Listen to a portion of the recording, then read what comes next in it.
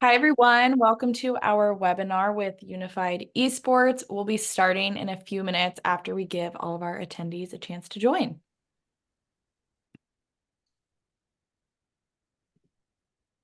Hi, everybody. Welcome again to our webinar. We'll be covering all things esports and what goes into hosting and running an esports event in just a few minutes. If you have any questions throughout the webinar, please feel free to submit those in the question box below, the Q&A tab on your toolbar, or just send them in the chat and we will have time for questions throughout the webinar and at the end.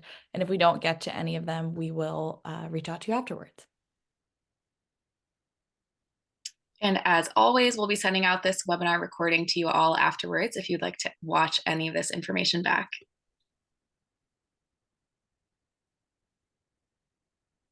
Awesome. And with that, I will hand it over to Kerri Shields to kick us off. Awesome. Thank you, Sarah and Brenna. Hey, everyone. Thanks so much for being here this afternoon. We are super excited for this webinar with Unified Esports, featuring Ramsey Jamoul, the founder and CEO of Unified Esports. And so really excited to just dive deeper into the esports world, how to run an esports event, and more of the ins and outs of the in-person live events and all things esports with Ramsey. So just to kick it off, a quick agenda for today. First, we'll give you a bit of a background on Ramsey and an intro into Unified Esports. Next, we'll get into a little bit about the ins and outs of the esports gaming. Next, we'll get into hosting an esports event, and then a closing and time for questions. But as always with our webinars, we want this to be as interactive as possible. So please feel free to push through your questions as we go through the presentation. We'll be answering as we go along, and then just designated time at the end. Awesome. So just to kick it off, so Ramsey, thank you so much for being here today. Super excited to have you. Yeah, thank you very much for inviting me, and thank you everybody for spending your time with me. So thank you. I'm Ramsey Jamoul. Thank you, Kerri. Would you like me to go ahead and kick off with some of my background, or? I would love that. All right, perfect. Well, like I said, thank you everyone for giving me your time. I'm actually a big nerd and probably one of the most awkward conversations. So if you can bear with through me, I'm going to try to leave you with some great information about esports. And if you have any questions, I'd be happy to swing some information that I can about what I've done. But as far as my background, I've actually started in collegiate esports about 10, 12 years ago as I was a student. And ever since, I've been hosting video games competitions in person and online. I have a unique background that maybe gives me a perspective from the entertainment and business side, as well as I am just an all-around nerd. So if you can bear with me on that note, I think I can leave you with some good nuggets, though. You're selling yourself way short. It has been such a fun time getting to know Ramsey and his team. As someone who is very new to the esports world, you've already taught me a ton about what goes on with it. So you are a pleasure to talk to, and I know that everyone's going to be excited to connect after this. So Ramsey, just to get started, could you tell us a little bit about Unified Esports and what it is that you guys do? Yeah, certainly. So as I said, I started this nearly 10 years ago. And we hosted in-person events primarily because in collegiate esports at the time, it was very casual. Most people were playing online, and ultimately we felt like the experience wasn't good enough. And knowing what, coming from the theater background, knowing what that experience could be by bringing people together in person and also participating in traditional sports as well, knowing what we could have with esports was always a great mission. And so we actually hosted our first in-person events back then and have been doing it ever since, as we've seen players grow from just being casual players to now directing programs of their own with scholarships and really great tournaments being offered that they can build up the ranks, go all the way to professional if they have the talent for it or the willpower, but also just a great experience for any attendee that can come out. And esports really has been a really great anchor for us to be able to help really shape communities just by offering some iconic experiences. So it's been really fun in this industry. And how has that evolved since you first started back in 2016? Oh, certainly. At that point, there was maybe a handful of universities offering scholarships. It was really on the cutting edge. And now looking at it, we have thousands of high schools that are offering esports programs as after curricular programs and seeing great benefits from it as well. So we've gone from just a handful of people dabbling into it to this being really going to be a national pastime for, I would say, this generation and the next. Awesome. And I'll tell you, yesterday, just by happenstance, I was in Boise, Idaho. So I had the opportunity to go to Boise State's new esports venue, and it was unbelievable. Just all of that goes into the process, the TV, the gaming, and that all of these students are really entrepreneurs within this game. They seem way far more advanced than I was at the age of 18. But so could you tell us a little bit more about the game of esports? Certainly, I'm very jealous of that program over there. They've got some really great broadcasts and competitors that they've been able to pump out of there. Relatively, esports is nothing different than traditional sports, just using video games, say basketball or football. We have League of Legends and Rocket League, and there's team sports, there's individual sports, but ultimately it's the same organized competition that really everybody's coming together to compete. So sports audiences are great to be able to be a fan of a team, to be able to support either your university or your high school is a great opportunity for a player who may just use this as their hobby, is their carrot all the way through college, if you will. And so this is a really great opportunity for us to see, one, a growing industry. Esports has been something of a trend in the last 10, 15 years that everybody, I think, is somewhat aware of now. But now it's being really institutionalized in high schools, colleges, and even civic entities, where it's a big, and maybe for some of you, an initiative or a strategic initiative that you're looking forward to being a part of. So I think it's a really great opportunity to see, like I said, traditional sports kind of model, if you will, just with video games. Yeah, and it's been unbelievable just being in the sports industry as long as we have. Just the esports seemed like a buzzword when we first started, and now it's really just a part of the everyday life of sports tourism. And so just to give some numbers into the esports industry, could we go through that? Yeah, this is something that we try to keep an eye on pretty regularly, as esports is now primarily aware. We've kind of gotten to the point where there's over a quarter, 250 million different esports enthusiasts, or people who watch and consume esports content at least once a month. So these are people who are regularly at least watching, and more than just aware, they're consuming the content. So a lot of these people are becoming fans, and so they're being educated on what the game is. They're being educated on who their sports teams are and picking their fandom, and they've been spending some money. That's not comparable to traditional sports, but it is about $17 per fan in esports compared to over $1,000 in traditional sports. But that has been increasing as well. And that leads into really the revenue that's come in is between sponsorship, merchandise, ticket sales, and a lot of the video game publishers are a big portion of that help fund and support this. But one thing I will say, and this is the nice part about esports, it is the marketing arm for gaming. So gaming as a whole is much bigger than Hollywood. Even pre-COVID, they were beating Hollywood's numbers in terms of how many video games they're selling and the marketing and content they're pushing out. So esports is the competitive side of video gaming. So it's a very small part, but it is a huge marketing arm for them to push those video games that they're making. That's awesome. See, this is you're already teaching me more, more than I've learned since we first met. But that's awesome. So just to get into when we first met, from what we understand is that you're really a thought leader within this industry. And so not only just providing and helping run these events, but you've come up with 5 key factors to address when running an esports event. And we'd love to dive deeper into those 5 factors, starting with the people.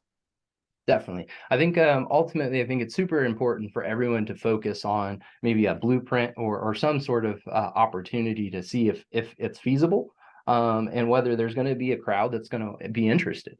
And so there's 3 probably categories that I'd like to focus on. And obviously the first is the gamers. That's the most important, but that's generally the end user.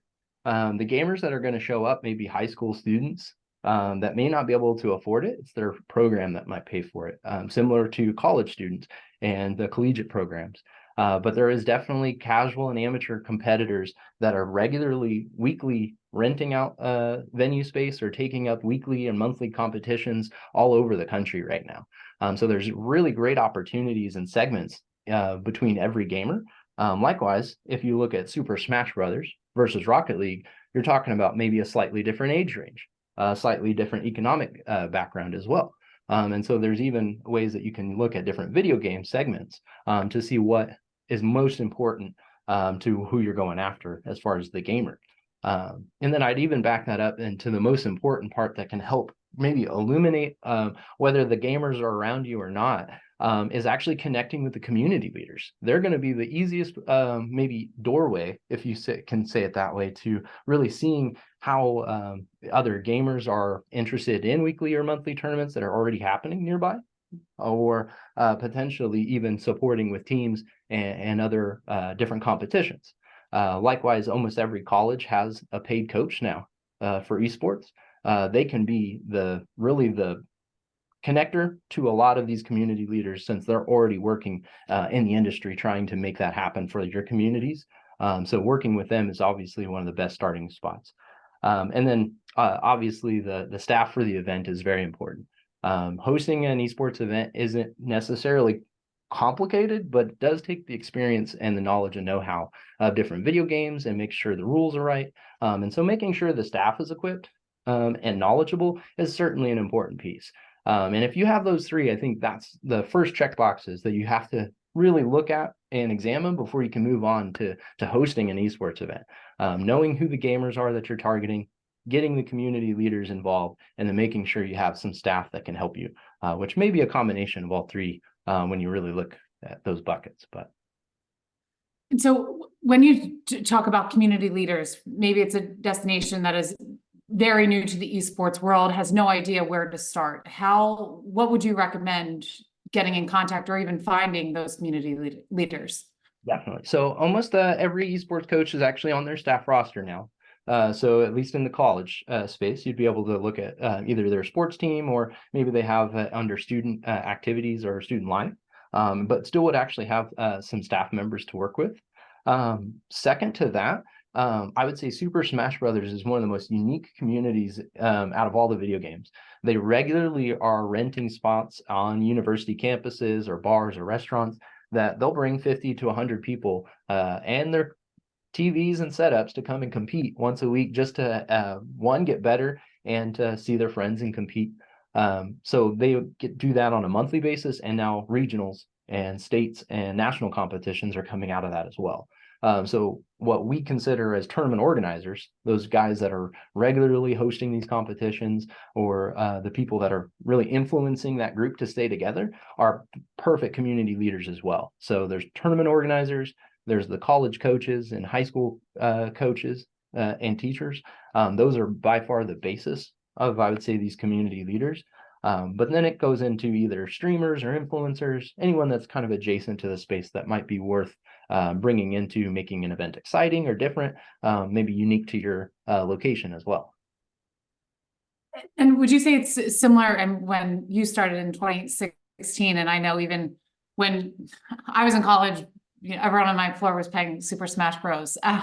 So is that something that universities the students are creating these programs on their own? Could you talk a little bit more about just the evolving scope of the college esports world? Certainly. And I think this goes to the same for high school and college. They actually have across the board, students aren't going to wait for the administration to set up some competition. So they've been doing it on their own. And now administrative support over the last 10 years is blown out because I would say there's been some really, really great benefits that we've seen in collegiate and high school. Attendance increase, GPA increases, and mental health increase. Generation Esports is a company that actually works on curriculum for high schools. They've done studies across the board. It's given great benefits at that level. So more and more resources are being dedicated because the benefits aren't just having fun. There are actually some tangible benefits that keep kids, I would say, in college and graduating. So not only recruitment, but engagement as well. And we had a question come in. So is it true that Nintendo shut down Smash Brothers tournaments, or? Nintendo is nefarious, and this might be just a tidbit on esports in general. Since the video games aren't like basketball, a basketball court, anybody can go and play. So for video games, you actually have to accept the terms and agreement for whoever owns that video game. So Nintendo makes you fill out when you're signing up for an account and check that, I agree, where I'm sure none of us actually read the 30 pages of legal notes that they give us.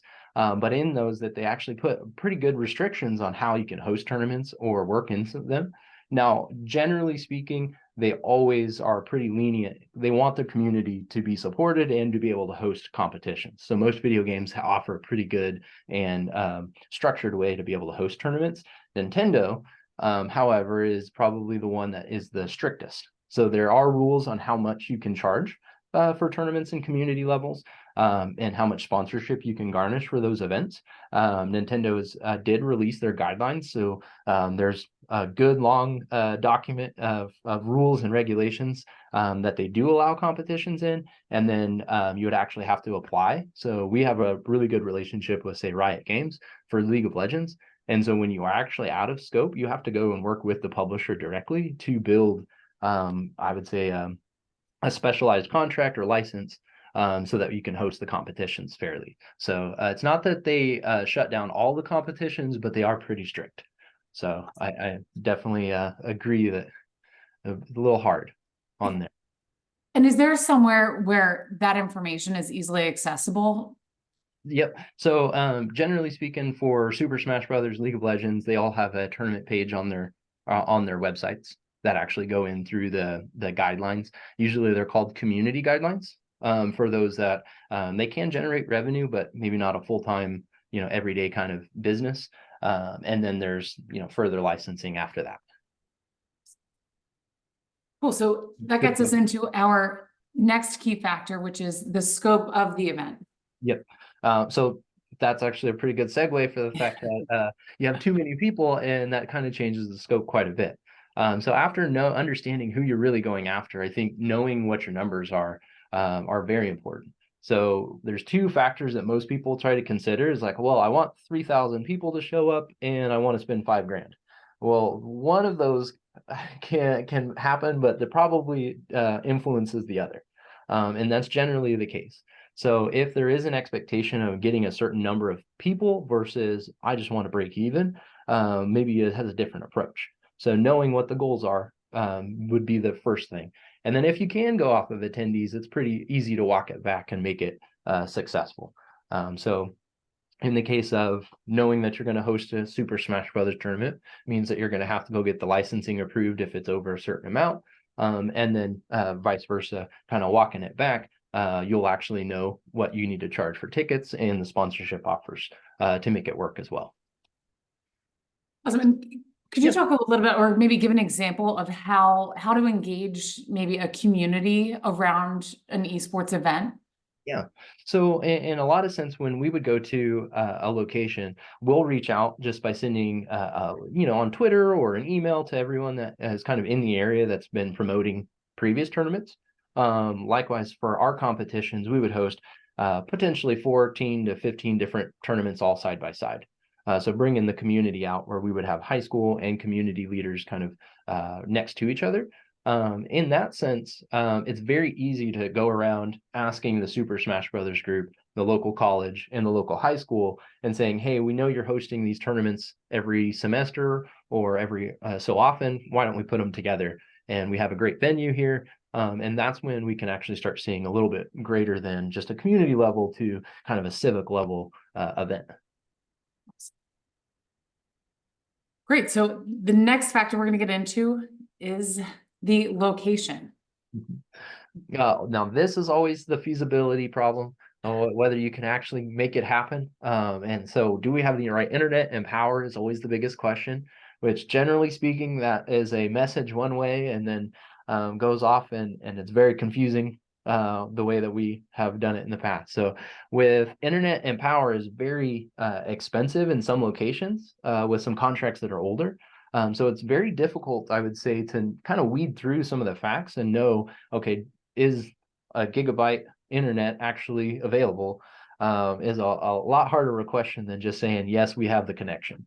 And so we've learned over the last 10 years to be able to really go in and weed out, what venues work and what don't. And it's not as complicated as it sounds, but it does require to look through the floor plans and make sure that we can have enough power to put the computers in.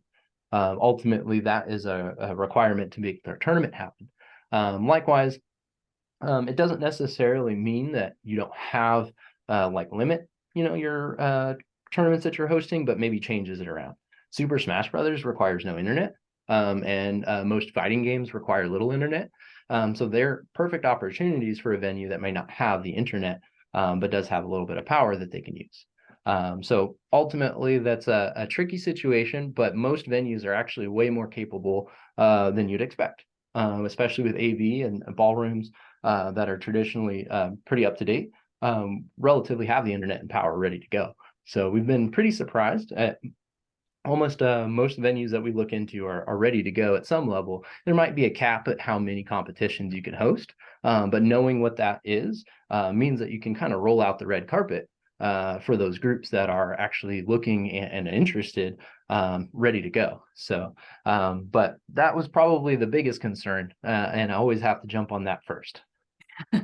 And we know there are plenty of esports specific venues across the country, but if there is a city that is interested in hosting an esports event, what types of venues have you seen great esports events being thrown? Yeah, so we've actually seen them at all the way from bigger stadiums, and generally arenas or ballrooms are actually perfect for esports right now.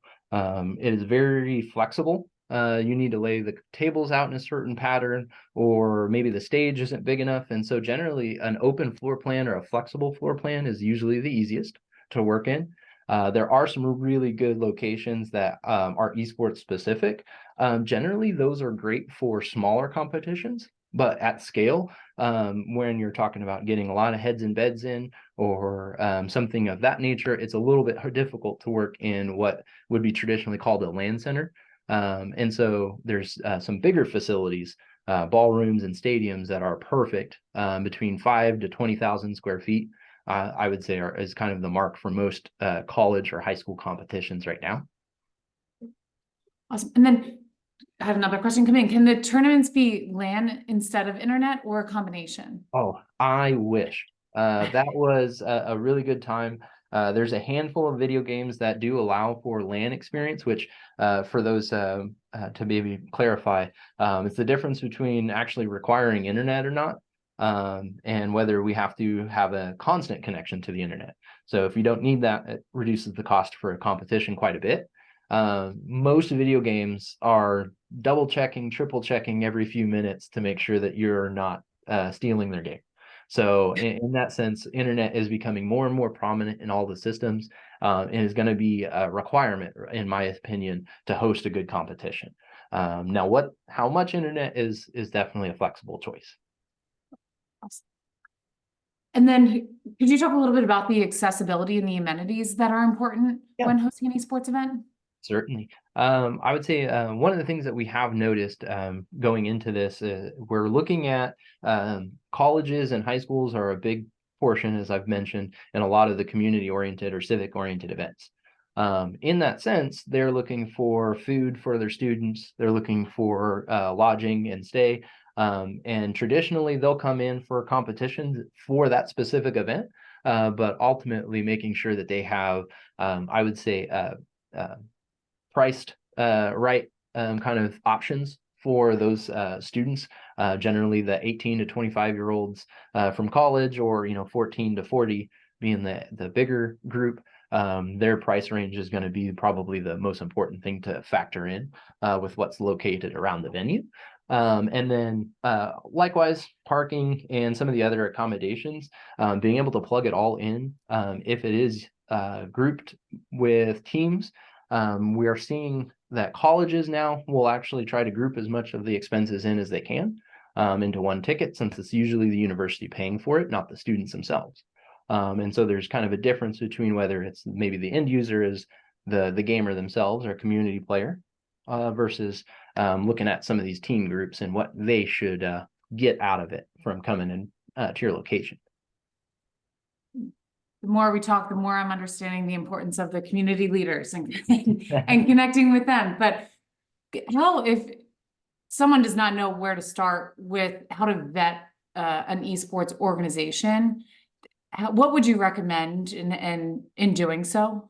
Certainly. I would say always looking at their past events is something that is usually the biggest tell. If they've had a train of successful events and or continued events is probably another factor, whether they can renew and continue to grow.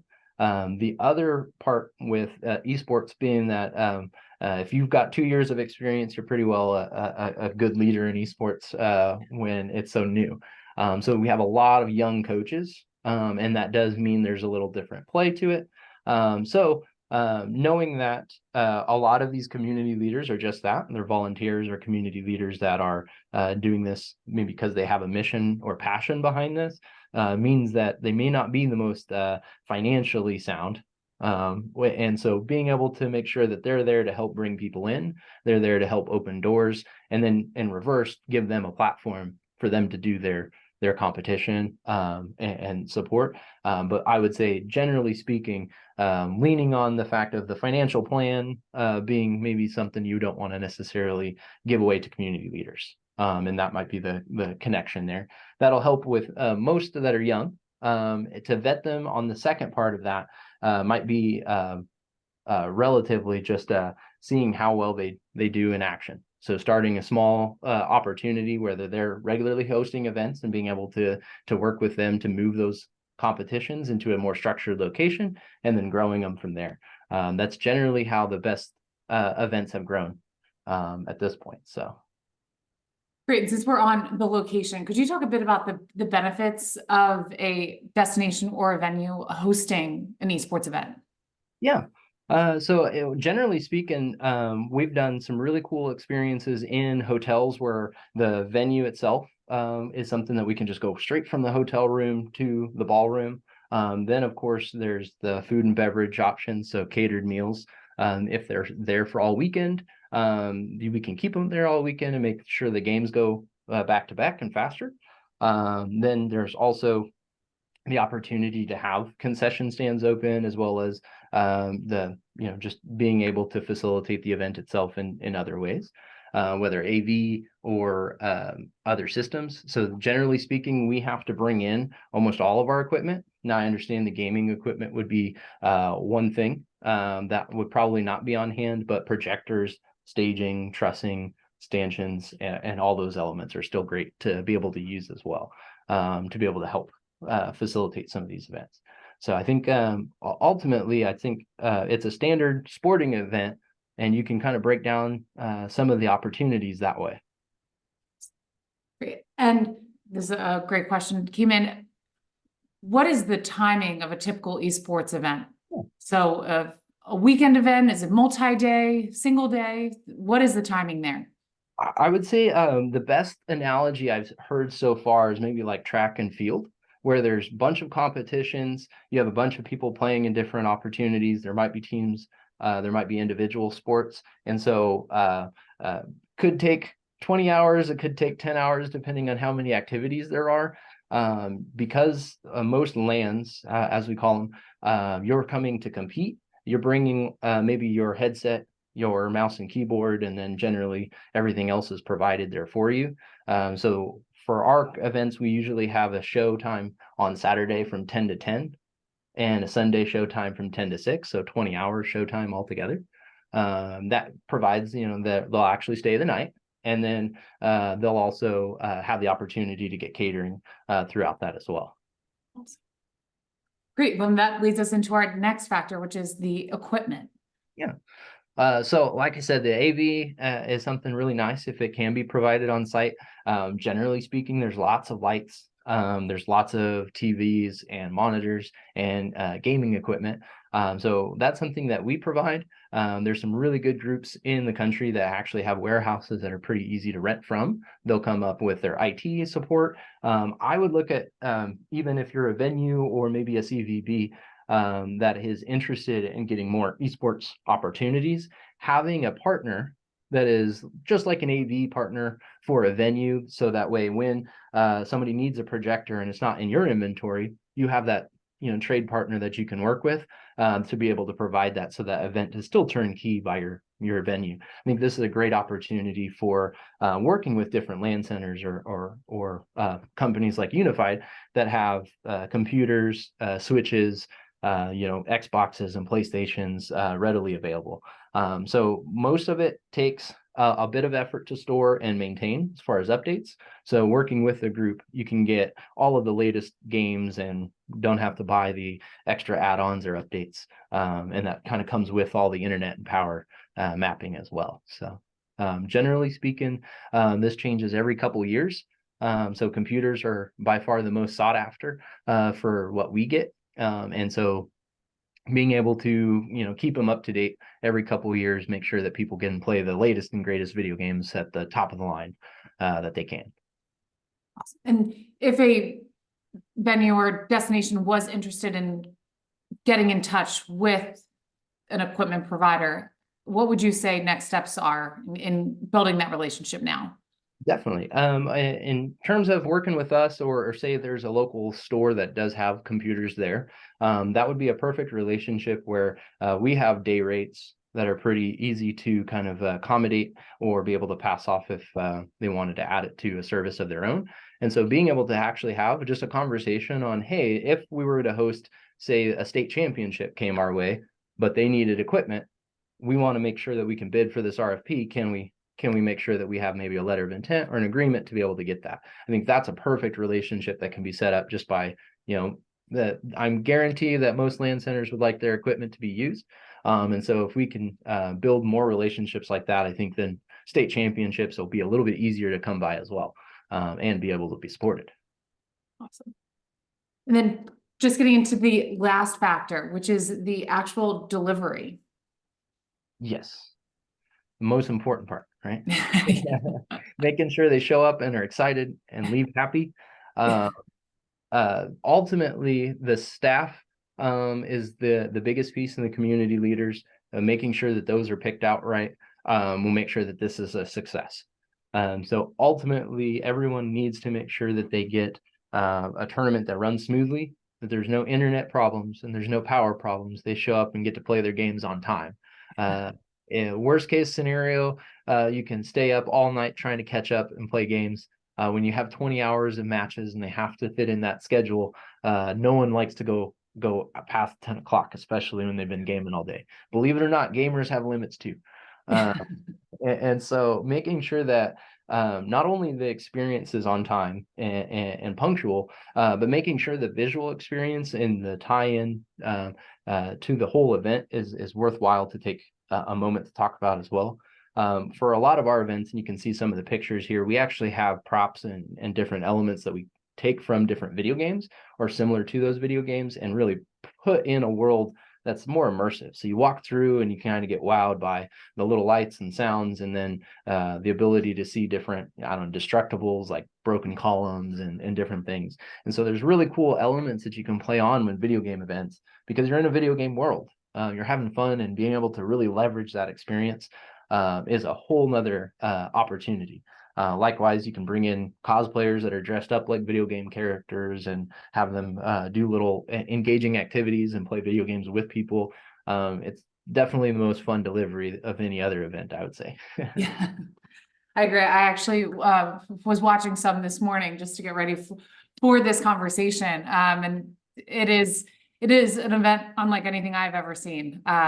But it's awesome. So could you talk a little bit about getting sponsors for the event? How hard is it? And as a host sports complex, what should they expect? Definitely On the sponsorship side? Yeah, sponsorship is a great opportunity to help fund a lot of these events, and I think in a lot of sense it's required to kind of get it to where it needs to be. And just like traditional sports, it has the opportunity to give them the eyeballs that are at the event. The greatest part about the delivery on this is also the online portion. So the whole thing is being broadcasted in a lot of our events, and almost every esports event they're streaming. So just like, a traditional event for baseball or something, you'd have commentators casting and talking about what's going on and yelling and getting excited. And they are talking to the thousands online that are watching. So not only do sponsors have the ability to really get a face-to-face meeting or that in-person touch, which is generally $1 to $10 per person, at a physical event, to the online where it's $1 per thousand views or impressions. So in retrospect, you can kind of put packages together that make sense. So for a $2,000 package or a $3,000 package is a great opportunity for a local tech company or someone that's looking for college students to recruit, or potentially that they want to support the local high school ecosystem. Those are two really, really important factors that most communities already are spending money and time on, where this has proven benefits. So there's a great opportunity for those kinds of companies. Anything that someone's trying to engage with gamers, recruit gamers, or build a way that they can educate gamers, those are the three things I think have really good traction for sponsorships in esports. Awesome. Could you maybe give some examples of some great sponsors that you've worked with? Yeah, one currently right now is AVDG. They're our AV sponsor, so they actually help venues all around the United States. And if you wanted to get a really cool game room or something, they'd help you with projection and all the lights and sound and AV equipment. They're a great opportunity we go from venue to venue working with really good hosts. And the opportunity to really connect. They've been able to kind of leverage that, as well as every college that needs extra AV equipment. So really, as long as there's a beneficial relationship to be able to connect who's going to the events and who's attracted to these events to the person, the company, then I think the partnership is almost pretty easy and transparent. Another great company is Buy Blue Light. They actually have blue light glasses. So one of the things they're trying to protect is health and well-being for gamers. So maybe not as serious, but the helmet for football would be similar for blue light for glasses for gamers. If you're spending all this time, maybe we should keep track and make sure that we're not burning our eyes out. We can relate to that working for a tech company. So we understand the potential of injury there, but no, that's great. I've kind of a fun question. I guess this wouldn't be fun. So if someone might be nervous about, I don't know if the internet is going to be good or it's not worth the stress of even having something like that happen, could you give an example of maybe a time that things didn't go exactly right and how it ended up being a success? We've done a number of events where I think we've had a lot of hurdles. I'll say it that way. Where the show must go on mentality is by far the one that you have to have when hosting an event, right? Yes. So sometimes if the internet doesn't go, the players can't play. So that's something that we try to double check, triple check beforehand and make sure that that's super smooth. So generally speaking, that's not something that we encounter anymore very often. Being able to have the proper meetings beforehand and planning it out can kind of alleviate that. But to that same point, we've had a few years ago, one of our the trains that was bringing all of our freight got frozen to the tracks in Portland. And so for 2 weeks, all of our equipment was frozen on the train. So that we just had to get some equipment from else and ship it. So, I mean, there's always something that comes up where you just have to expect the unexpected. But ultimately, I think there's always some workaround. As long as, you get your ducks in a row, you can plan to put out fires as they come. It's way harder if you don't plan properly, though. Thank you for sharing. And I know the college and universities have been brought up a lot in this conversation, and something we've talked about in the past is just the dollars and investment that's going into esports within in the collegiate level. Could you talk a little bit more about that? Certainly.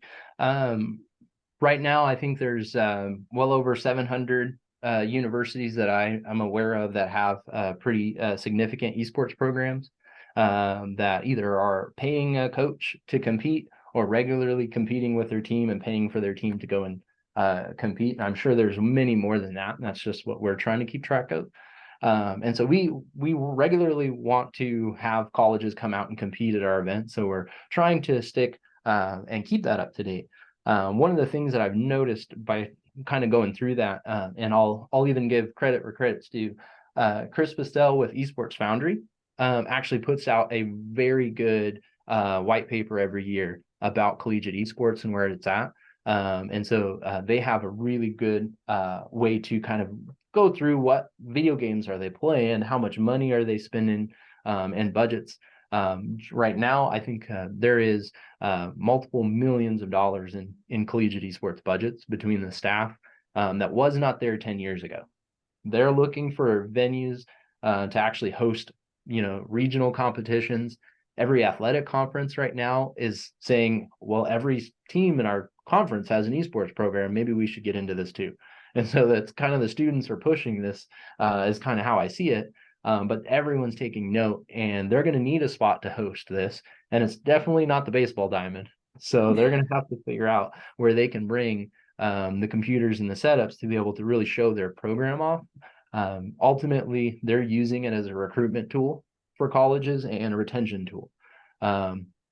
Right now with I would say it's a struggle for colleges to keep and retain certain demographics. And this primarily hits the demographics that are the lowest in admissions right now. So this gives them a great opportunity to use esports as kind of the carrot on the stick to keep people at school and to keep them coming to school.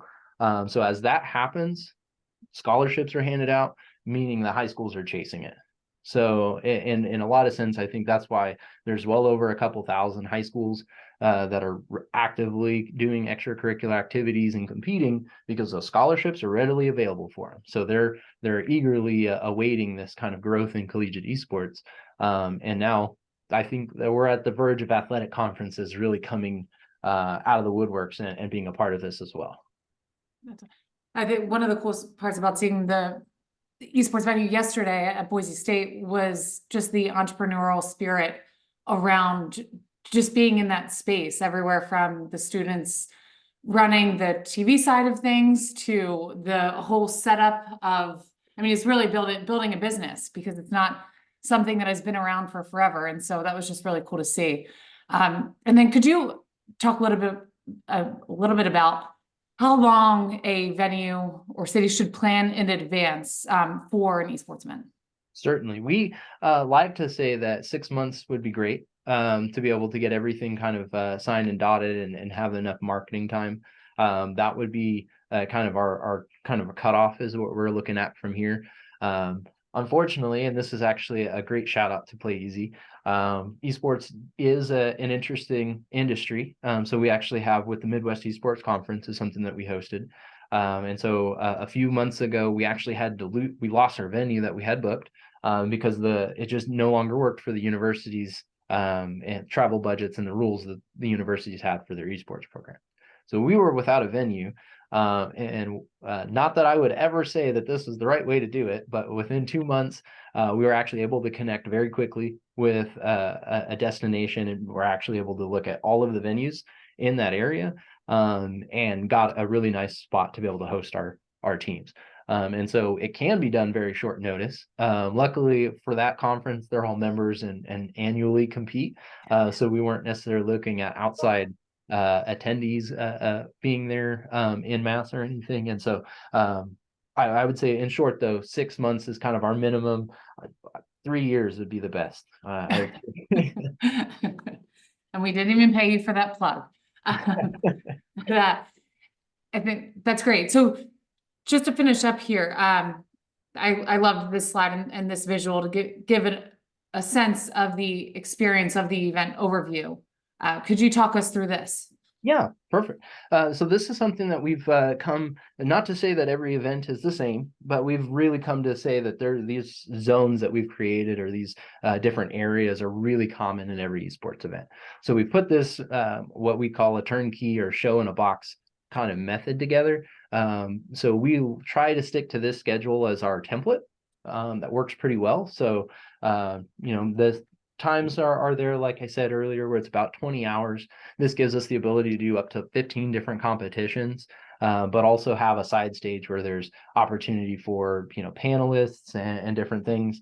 One thing that we've got unique, and I'll give this as creative advice.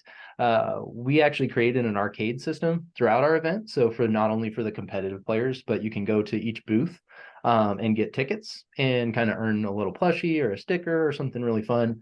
And so not only the competitive players are in this, which is esports centric, but gamers and casual gamers are going to be fans or opportune attendees here as well.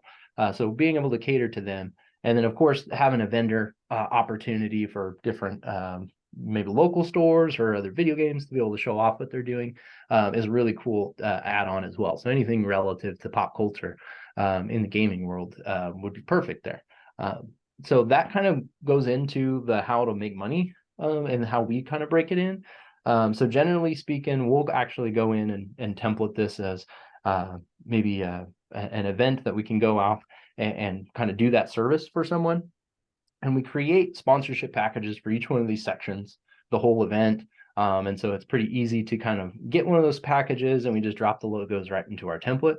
And then from memberships, those are what we consider with the universities. We don't necessarily consider them just only customers, but they're partners in the event.